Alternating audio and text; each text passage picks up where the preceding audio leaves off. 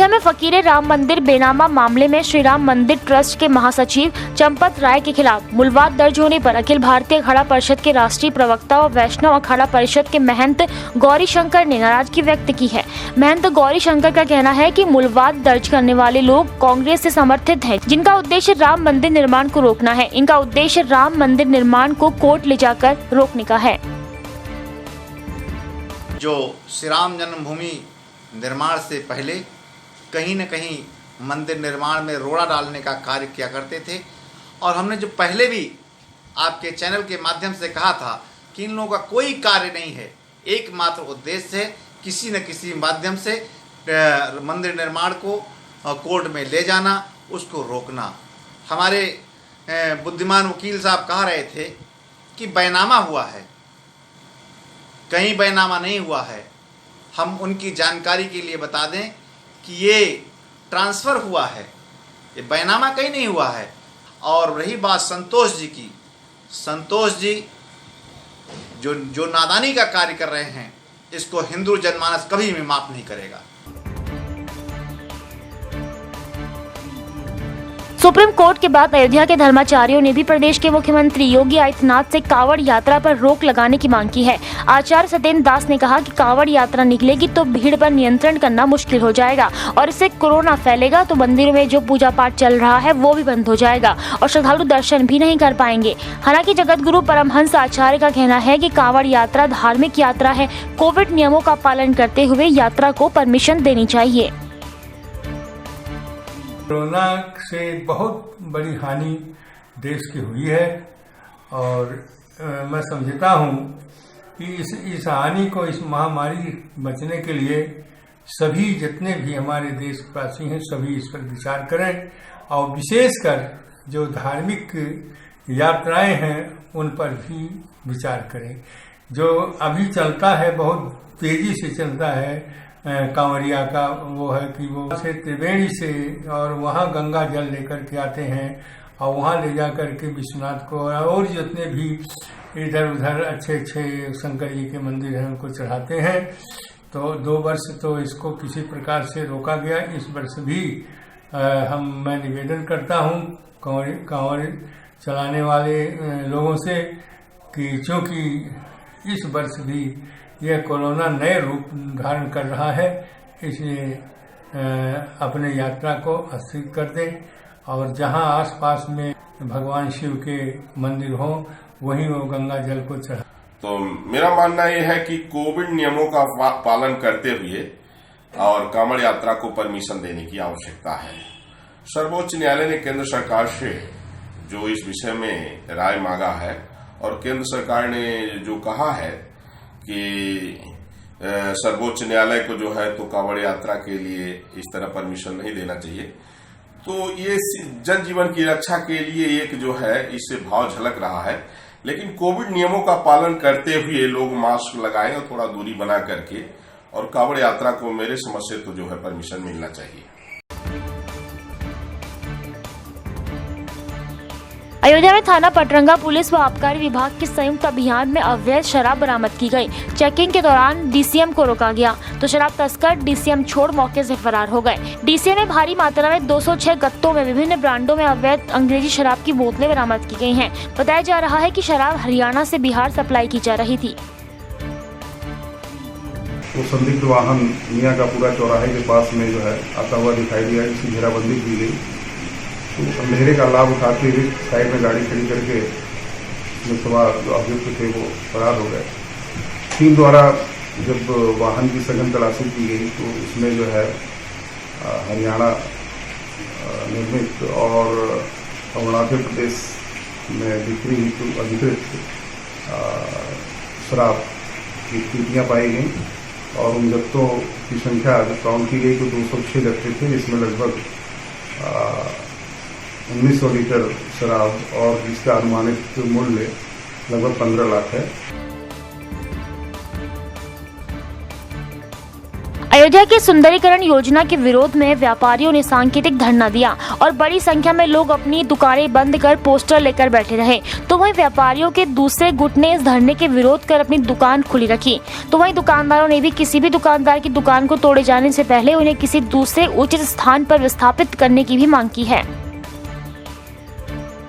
लेन चौड़ीकरण से विस्थापित हो रहे करीब 800 दुकानदारों की स्थापित की कोई व्यवस्था न होते देख व्यापारी समाज आंदोलन के रूप में आज बाजार बंदी का आह्वान किया था, जो नया घाट से तेही बाजार और हनुमानगढ़ी से जन्मभूमि तक भी समस्त 13 बाजारें पूर्णतः बंद रही। बंद करने के बाद लोग वहाँ धरना दे रहे हैं, लेकिन थोड़ा पुलिस प्रशासन वालों की तोहफाताकी की वजह से व्यापारी समाज बंद करके वहाँ से हटना ही मुनासिब समझा। पुलिस प्रशासन जो है हम लोगों को स्थापित करने के बजाय कोई विस्थापन किया जा रहा है, कोई हमको रिलैक्सेशन नहीं दिया जा रहा है और एक दबाव बनाया जा रहा है हम लोगों पर, जबरिया मतलब से सहमत लेने का प्रयास किया जा रहा है पुलिस प्रशासन द्वारा।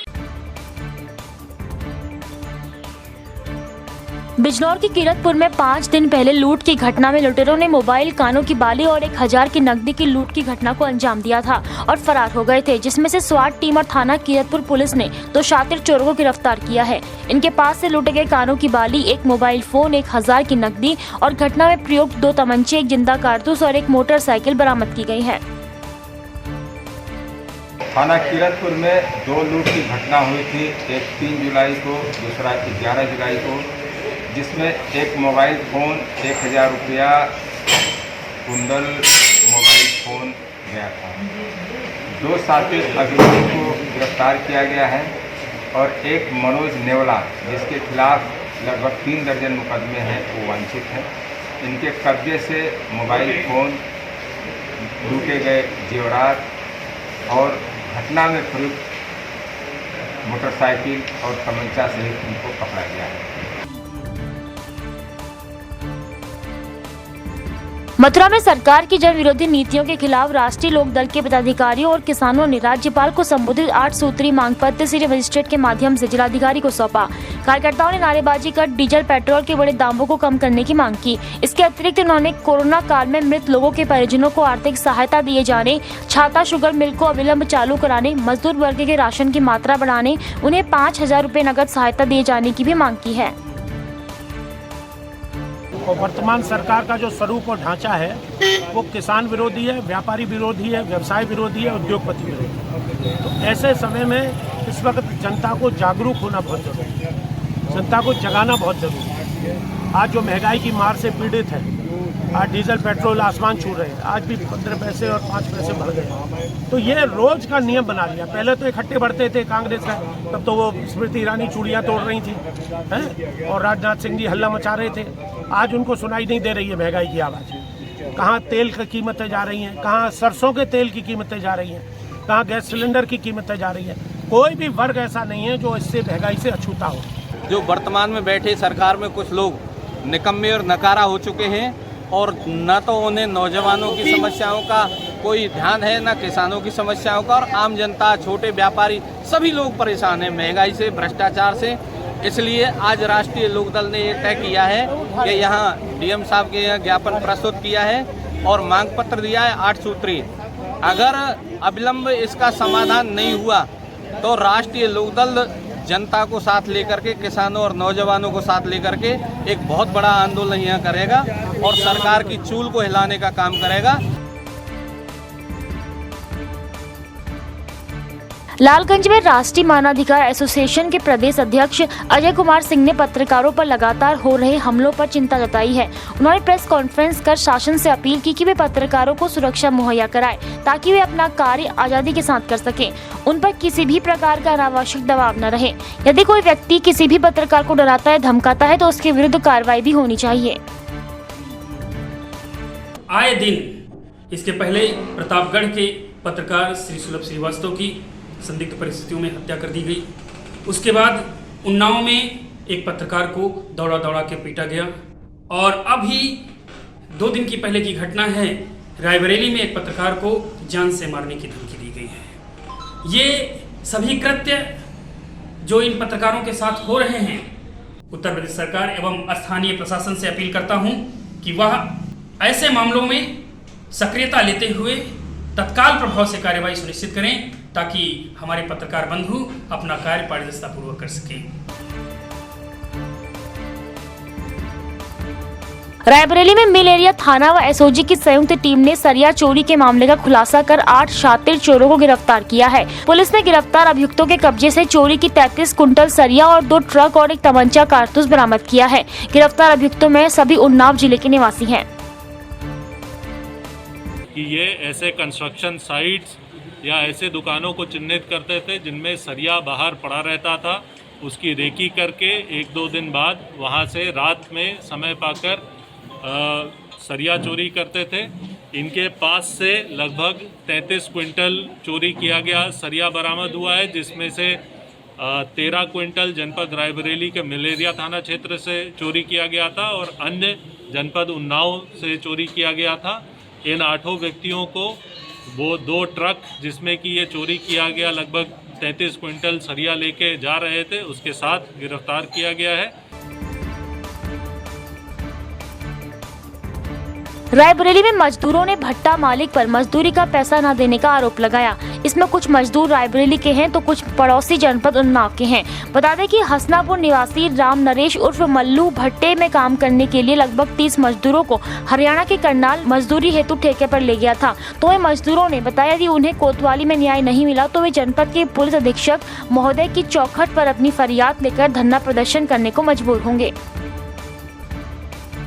भट्टे में काम करते थे, मिस्त्री ने सबको यहाँ से लेकर के गया पैसे कि 16,000 रुपये आपको हम तनख्वाह देंगे। वहाँ जा कर के पूरे लेबर का पैसा उसने क्या किया, हिसाब करवाया और हिसाब करवा करके पूरी लेबर का पैसा आप खुद लेके आ गया और यहाँ पे किसी को नहीं, केवल किराया दे करके सबको बैठा दिया बस में, घर पे चलिए आपको हम पैसा देंगे। यहाँ घर पे पैसा मांगने के लिए जाते हैं तो वहाँ लाठी लेकर के बोलता चलिए कोतवाली हम 4 लाख सबको मरवाएंगे, उल्टा पैसा नहीं दे रहा है, बोलता होगा तो दूंगा नहीं तो नहीं दूंगा। क्या नाम है? मिस्त्री का नाम है राम नरेश, हसनापुर। नहीं, आपका पैसा किन के पास फंसा हुआ? राम नरेश। अच्छा, लगभग कितना रुपया है वो? लगभग है 10.5 लाख रुपये, करीब 20 बंदों का।